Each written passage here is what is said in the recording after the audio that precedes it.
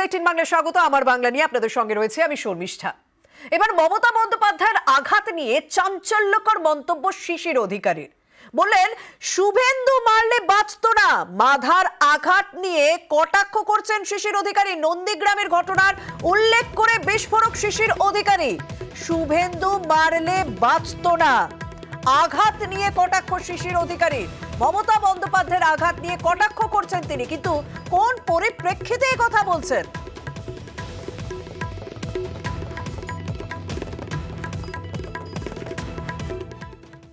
Vote এলে কোন অঙ্গে আঘাত হয়, বলছেন বিরুলিয়া, বিরুলিয়াতে নাকি বিরুলিয়াকে পায়ে মেরে দিল শুভেন্দু।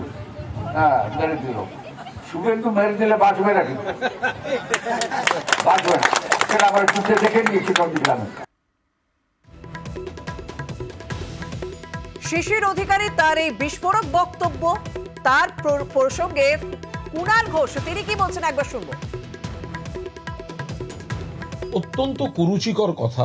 শিশির অধিকারী, আপনি জীবনে একবার মাত্র কেন্দ্রীয় মন্ত্রী হতে পেরেছেন মমতা ব্যানার্জির দয়ায়, কিন্তু এ তো ভীমরতির লক্ষণ। এই শব্দ কোনো মহিলা সম্পর্কে, কোনো নেত্রী সম্পর্কে, কোনো মানুষ সম্পর্কে এটা বলা যায়? দুর্নীতি এবং পরিবারবাদের প্রতীক হয়ে গেছে এই অধিকারী প্রাইভেট লিমিটেড। বাংলার মানুষের জবাব দেবে। আর দুদিন আগে শিশির অধিকারীর ছেলে শুভেন্দু অধিকারীও মুখ্যমন্ত্রীর মাথায় আঘাত নিয়ে মন্তব্য করেছিলেন, জানিয়ে বিতর্ক দানা বাঁধে। রাজ্যটা বুঝে নেব, বেশিদিন আর রাজনৈতিক আইন নেই। কি বলে বাজার খুব খারাপ, মাথা ঘুরিয়ে যাচ্ছে আর ধপ করে পড়ে যাচ্ছে, মাথা ঘুরছে, প্রসার হচ্ছে আর ধপ করে পড়ে যাচ্ছে। পড়া তো শুরু হয়েছে উপর থেকে, নিচ অব্দি পড়া শুরু হয়ে যাবে। এই প্রসঙ্গেও কটাক্ষ কুণাল ঘোষের। লোডশেডিং এ জেতা তথাকথিত বিরোধী দলনেতা গদ্দার শুভেন্দু অধিকারী যে শারীরিক অঙ্গভঙ্গি করে, যে মুখের ভাষা প্রয়োগ করে মমতা বন্দ্যোপাধ্যায়ের এই অসুস্থতা এবং আহত হওয়াকে কটাক্ষ করলেন, অপমান করলেন, এটা বাংলার সংস্কৃতির বিরোধী। এটা বিজেপির সংস্কৃতি। যে নেত্রী এবং তার দলের দয়ায় তোমার বাবা জীবনে একবার কেন্দ্রীয় মন্ত্রী, তোমরা সব ভাইরা, কে সাংসদ, কে রাজ্যের মন্ত্রী, কে বিধায়ক, কে পুরসভার প্রধান, আর আজ মমতা বন্দ্যোপাধ্যায় পড়ে গিয়ে যখন তার কপাল থেকে রক্তপাত হচ্ছে, তখন শুভেন্দু তুমি এটা নিয়ে অপমান করছো। অবসরপ্রাপ্ত বিচারপতি বিজেপি নেতা অভিজিৎ গঙ্গোপাধ্যায়কে সতর্ক করলেন কুণাল ঘোষ। শুভেন্দুই বিপদে ফেলবেন, সতর্ক করলেন কুণাল। ভোট ময়দান থেকে সরে থাকার পরামর্শ দিচ্ছেন।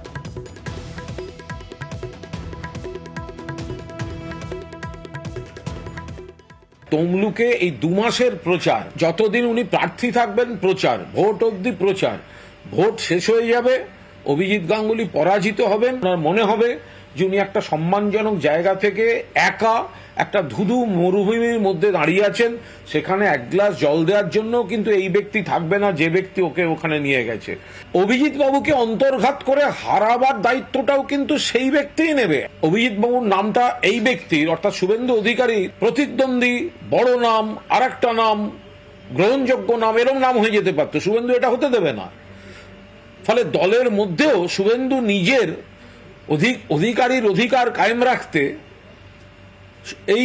একে হারিয়ে দেবেন। আমি সেই কারণে অভিজিৎ গঙ্গোপাধ্যায়কে একদম তার শুভানুধ্যায়ী হিসেবে বলছি, এখনো সময় আছে, তিনি বিজেপিকে বলে দিন যে আমি প্রার্থী হব না। এদিকে আমাদের প্রশ্নে ক্ষুব্ধ অভিজিৎ গঙ্গোপাধ্যায়। ভোটে দাঁড়াচ্ছেন অবসরপ্রাপ্ত বিচারপতি, এই প্রশ্ন করতেই আইন নিয়ে হুঁশিয়ারি দিলেন। যদিও কুণাল ঘোষকে তার বার্তার জন্য শুভেচ্ছা জানিয়েছেন অভিজিৎ। কুণাল ঘোষ এক্স হ্যান্ডেলে পোস্ট করেছেন যে ভোটের ময়দান থেকে আপনি সরে দাঁড়ান। আপনার প্রতিক্রিয়া কি? আমার প্রতিক্রিয়া হচ্ছে, প্রথম হচ্ছে কুণাল বাবুর সঙ্গে আমার একটা সৌহার্দ্যের সম্পর্ক আছে। উনি যদিও মানে অনেক খোঁচা দিয়ে কথা বলেন, আমি সেটা উপভোগই করি। আগেও বলেছেন কোনো কটু কথা আমি ব্যবহার করতেও পারি না। আমি বলবো কুণাল বাবুকে প্রথম আমার শুভেচ্ছা জানাবো। দ্বিতীয় বলবো যে আপনি যে উপদেশ বা পরামর্শ দিয়েছেন তার জন্য ধন্যবাদ। এবং তৃতীয় বলবো ভালো থাকুন।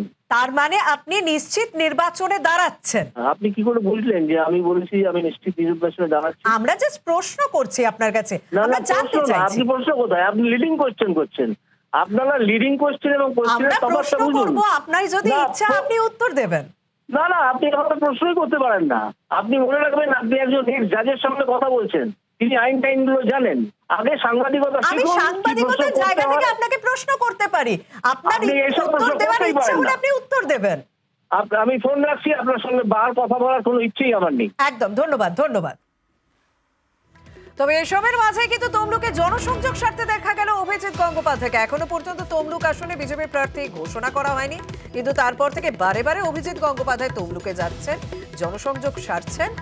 বিজেপিতে যোগ দেওয়ার পর থেকে একাধিকবার তমলুকে জনসংযোগ স্বার্থে দেখা গেল অভিজিৎ গঙ্গোপাধ্যায়কে।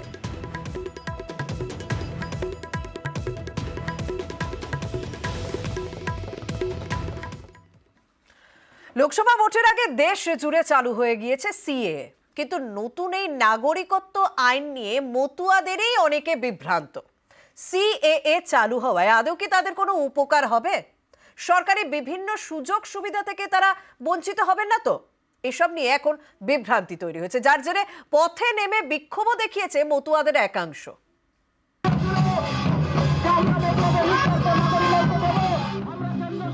বাংলাদেশ থেকে আসা মতুয়াদের দীর্ঘদিনের দাবি ছিল নাগরিকত্ব।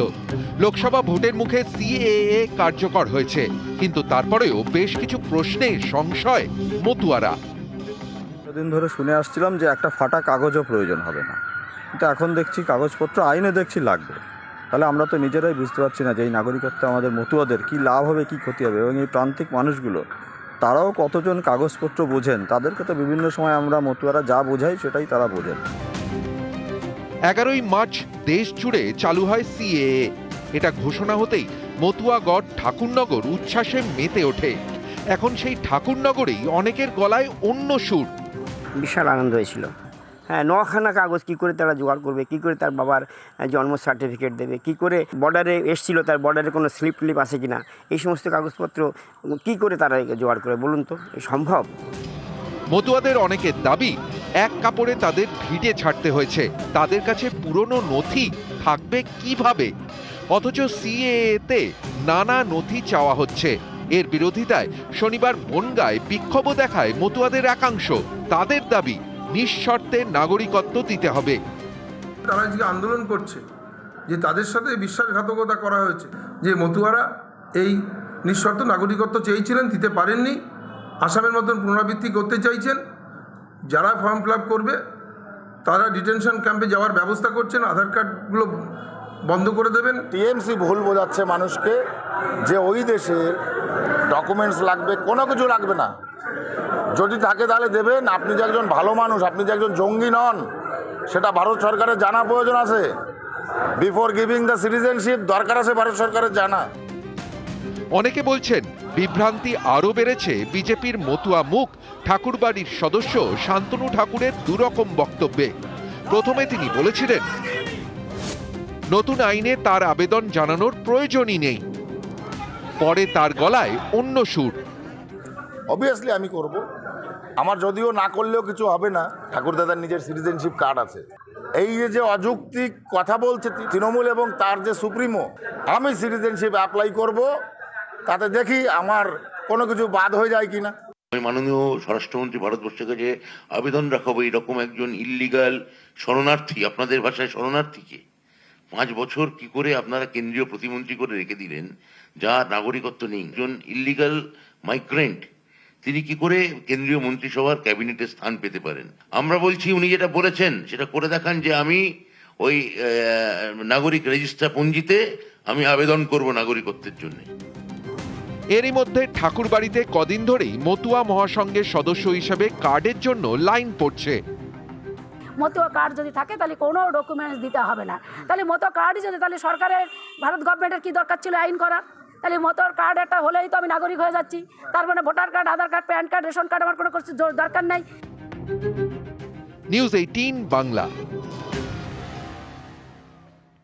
এদিকে সিএএ চালু হওয়ার পর থেকেই চুঁচুড়ার বৈরাগী দম্পতির মনে কি হয় ভাব, কারণ এদেশে তারা প্রায় 10 বছর রয়েছেন কিন্তু এখনো পর্যন্ত ভোটার কার্ড নেই। তাদের দাবি বারবার আবেদন করেছেন কিন্তু ভোটার কার্ড করতে পারেননি। এই অবস্থায় নাগরিকত্ব কি মিলবে? বাংলাদেশে পাঠিয়ে দেওয়া হবে না তো? চিন্তায় বৈরাগী দম্পতি। সে নিয়ে যে কি কাগজপত্র কি করে জমা দেবো এই নিয়ে তো চিন্তা ভাবনায় আছে। বাবা মা ভারতে থাকতে পারবে কিনা সেটাও তো চিন্তা ভাবনা। হুগলির রবীন্দ্রনগর পশ্চিম পাড়া। 2007 থেকে এই এলাকার বাসিন্দা লিটন এবং তার স্ত্রী রাখি। দুজনেই বাংলাদেশের খুলনা থেকে এসেছেন, কিন্তু সমস্যার শুরু 2014 সালের পর। ওই বছর বাংলাদেশ থেকে মা হেমলতা এবং বাবা সুখরঞ্জনকে চুঁচুড়া রবীন্দ্রনগরের বাড়িতে আনেন লিটন। তাদের আধার কার্ড, প্যান কার্ড সবই হয়েছে, কিন্তু ভোটার কার্ড আজও হয়নি। অভিযোগ, বারবার চেষ্টা করেও ভোটার কার্ড করানো যায়নি। এর মধ্যে দেশ জুড়ে চালু হয়ে গিয়েছে সিএ। এতে উদ্বেগ বেড়েছে সুখরঞ্জন এবং হেমলতার। তাদের প্রশ্ন, ভোটার কার্ড নেই, নাগরিকত্ব কি মিলবে? মা বাবা জমা দিচ্ছি, এখনো কিন্তু অনেকবার জমা দিচ্ছি, হয় নাই। এখন সে নিয়ে যে কি কাগজপত্র কি করে জমা দেবো এই নিয়ে তো চিন্তা ভাবনায় আছে। বাবা মা ভারতে থাকতে পারবে কিনা সেটাও তো চিন্তা ভাবনা। আধার কার্ড, প্যান কার্ড, ওই রেশন কার্ড এগুলো আছে। হ্যাঁ। কি কার্ড নেই? ভোটার কার্ড নেই। ভোট দিতে পারেন না? না। কেন উঠেছে না, নাম উঠছে না কেন কিছু বলেছে? না। কি বলছে যাদের কাছে গিয়েছিলেন? তারা বলে হয় নাই, কি করা যাবে, ভোটার কার্ড নেই। ভোট দিতে পারেন না? না। কেন উঠেছে না, নাম উঠছে না কেন কিছু বলেছে? না। কোনো কিছু লাগবে না, কোনো কাগজ দেখাতে হবে না, নিজেরা নিজেদের পরিচয় দিলেই হয়ে যাবে। আমাদের নেত্রী মমতা বন্দ্যোপাধ্যায় বলেছেন প্রতিটা মানুষের পাশে আমাদের সরকার এবং আমাদের দল আছে। কোনো মানুষকে বিপদে ফেলতে আমরা দেব না। হুগলি থেকে সোমনাথ ঘোষ, নিউজ 18 বাংলা।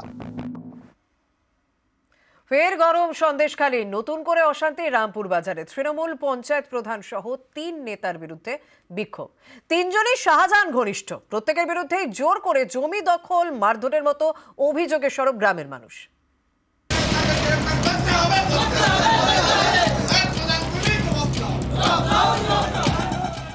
রাস্তা অবরোধ, টায়ার জ্বালিয়ে বিক্ষোভ। রবিবার সকালে ফের অশান্ত সন্দেশখালী। 1 নম্বর ব্লকের রামপুর বাজারে বিক্ষোভ। 3 তৃণমূল নেতাকে গ্রেপ্তারের দাবিতে বিক্ষোভ দেখান গ্রামবাসীরা। তাদের নিশানায় 3 জন: হাজি সিদ্দিক মোল্লা, জুলফিকার মোল্লা এবং হাসেম মোল্লা। এদের মধ্যে হাজি সিদ্দিক মোল্লা রামপুর 2 নম্বর গ্রাম পঞ্চায়েতের প্রধান। স্থানীয়দের দাবি, এই 3 তৃণমূল নেতাই শেখ শাহজাহানের ঘনিষ্ঠ। প্রত্যেকের বিরুদ্ধেই জোর করে জমি দখল, সরকারি প্রকল্পের টাকা হাতানো এবং মারধরের অভিযোগে সরব গ্রামবাসীরা। আমাদের অভিযোগ হলো প্রধানের নামে। প্রধানের নাম সিদ্দিক মোল্লা। আমাদের এই রাস্তাঘাটের টাকাগুলো পাস হয়ে গেছে, সেই রাস্তাঘাট হয়নি। অনেক মায়েরা গর্ভবতী আছে, তাদের যেতে পারে না। অনেক মায়েদের এই গাড়িতে বাচ্চা হয়ে গেছে। আমার বাবার জায়গার সামনে একদম পুরো গার্ড করে পাকা ঘর করে নিয়ে ব্যবহার করছে। আমি চাই যাতে আমার জায়গাটা ফিরে পায়। জোর করে দখল করে নিয়ে বলতে গেছে, মারতে গেছে। গত 5ই জানুয়ারি থেকে সরগরম সন্দেশখালী।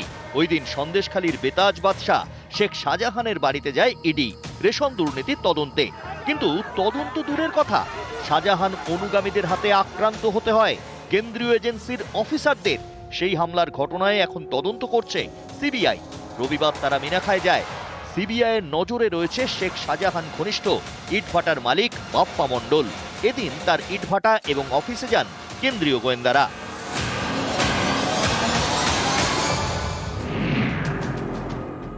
ইডির ওপর হামলার ঘটনায় রবিবার আরও 7 জনকে তলব করা হয়েছে।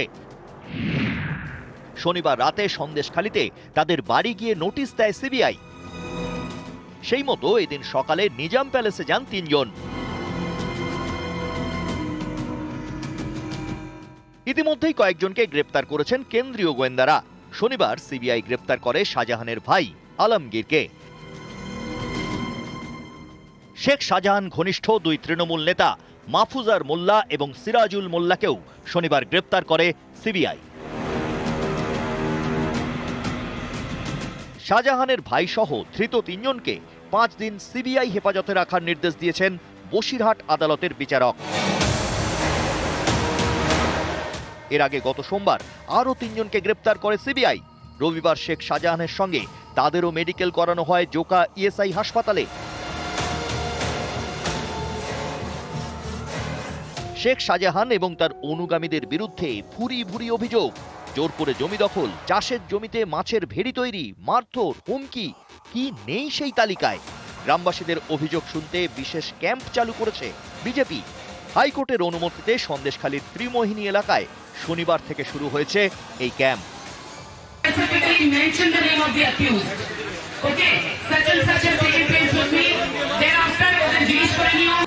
নিউজ 18 বাংলা।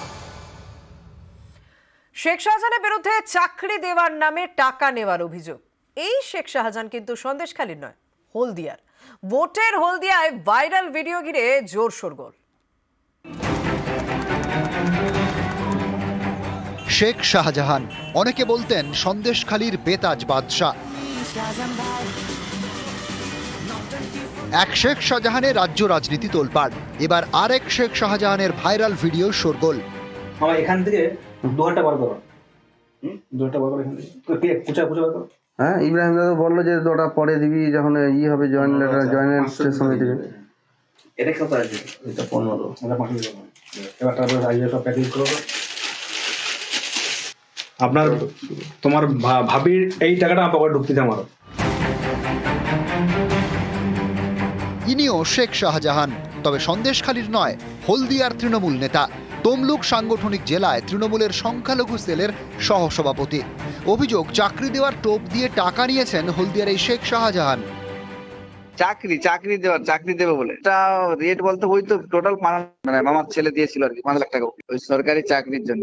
হয় করে আর হয়নি। জানা গেল যে এ তো বহু লোকের কাছ থেকে টাকা পয়সা তুলেছে, বুঝতে পারছেন।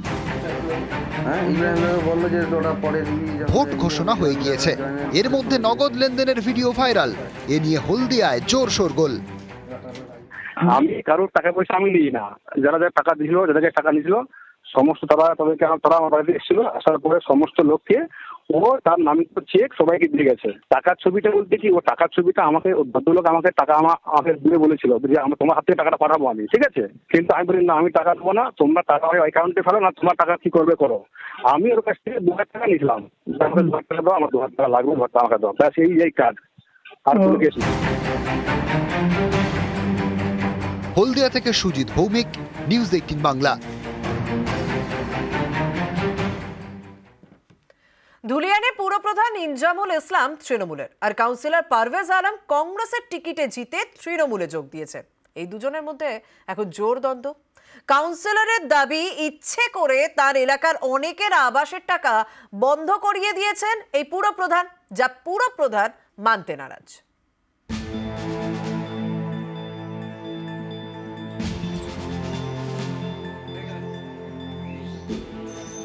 আবাস ইস্যুতে মুর্শিদাবাদের ধুলিয়ানের শোরগোল। উপভোক্তাদের টাকা বন্ধের অভিযোগ। এ নিয়ে তৃণমূল পুরপ্রধানের বিরুদ্ধে সরব কাউন্সিলর। লোকসভা ভোটের মুখে দ্বন্দ্ব। একদিকে কাউন্সিলর পারভেজ আলম, আরেকদিকে তৃণমূল পুরপ্রধান ইনজামুল ইসলাম। ধুলিয়ানের নতুন বাজার এলাকার কাউন্সিলর পারভেজ আলম অভিযোগ, তাঁর ওয়ার্ডে উপভোক্তাদের আবাসের টাকা দেওয়া হচ্ছে না। পুরপ্রধান ইচ্ছে করে টাকা বন্ধ করিয়ে দিয়েছেন।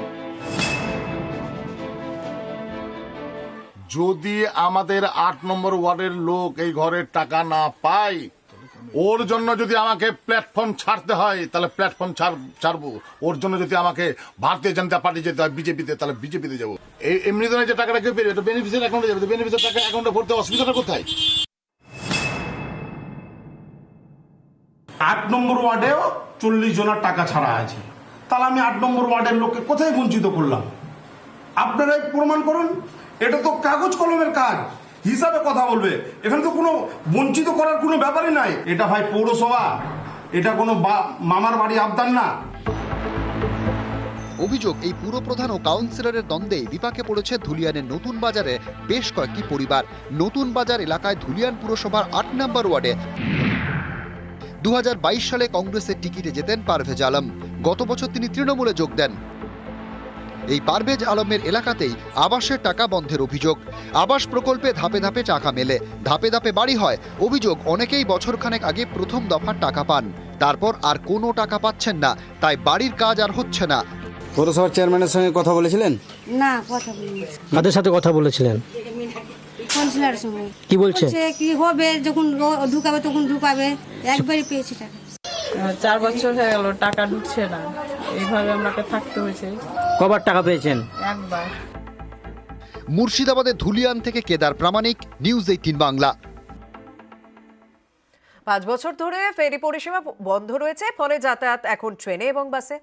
আগে ফেরিতে যেতে যে পথ যেতে সময় লাগতো 5 মিনিট, এখন টানা 2 ঘন্টা লাগছে। নৈহাটি হুগলিতে চরম দুর্ভোগে মানুষ। গঙ্গার ওপরে জুবিলি ব্রিজ। এই ব্রিজের একদিকে উত্তর 24 পরগনা নৈহাটি, অন্যদিকে হুগলি। নৌকায় চড়ে গঙ্গা পেরিয়ে সহজে যাতায়াত করা যেত, কিন্তু তার হয় না, কারণ এই ফেরি পরিষেবা 5 বছর ধরে বন্ধ। নৈহাটির রামঘাটে পাকা জেটি তৈরি করেছে পুরসভা, কিন্তু হুগলি ঘাটে আজও জেটি নেই, তাই ফেরি পরিষেবা বন্ধ, ফলে ভোগান্তি চরমে।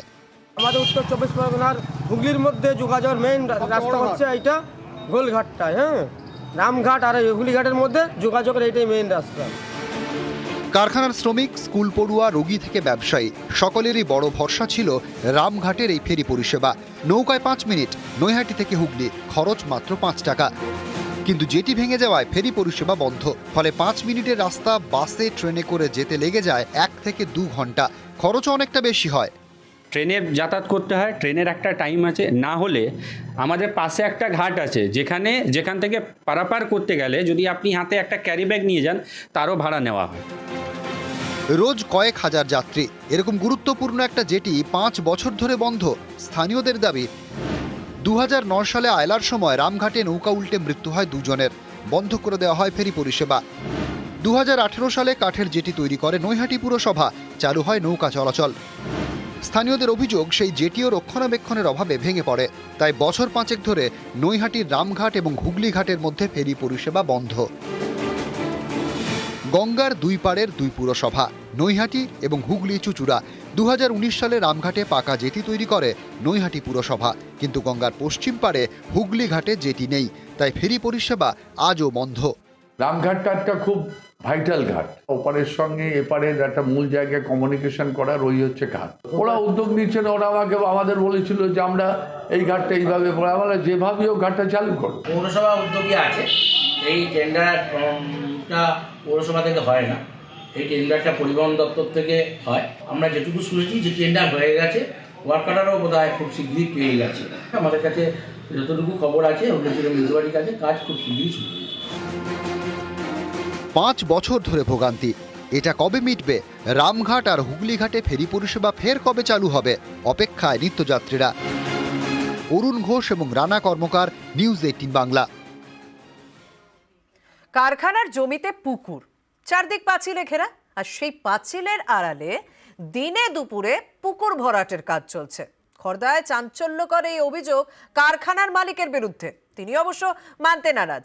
এদিকে মেদিনীপুরে আবার উল্টো ছবি, পুকুর ভরাট আটকাতে পুরসভার দ্বারস্থ হচ্ছেন পুকুর মালিক স্বয়ং।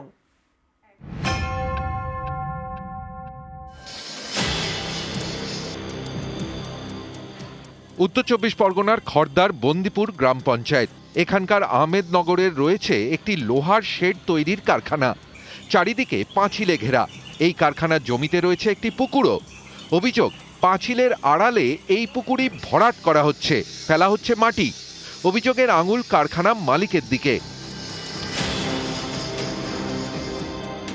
আরে ওখানে জলের জমিনই কোথায় দাদাকে ভরাট করবো আমরা? আপনি বললাম নাকি আমাদের যেখানে শেডটা আছে ওখানে পাঁচিল ভরেছে, পাঁচিলটা জলে আপনি গিয়ে দেখুন, মানে আপনি জলের ভিতরে ঢুকে গেছে। আপনি বলছেন যে কারখানার ভিতরে কোনো জলের জায়গা নেই? জলের জায়গা আছে কিন্তু ভরাট করছি না আমরা, মাটি ফেলেছিলাম, আমাদের পাঁচিলটা ভাঙছিল তাই জন্য, পড়ে যেত তাই জন্য। না, আমার জানা নেই এরকম কোন সম্বন্ধে। আপনি বললেন, আমি আপনার মিডিয়ার মাধ্যমে জানতে পারলাম। যদি এরকম কোনো কিছু হয় আমরা পঞ্চায়েত ব্যবস্থা নেব। পশ্চিম মেদিনীপুরে আবার উল্টো ছবি, পুকুর বাঁচাতে প্রশাসনের দ্বারস্থ খোদ পুকুর মালিক।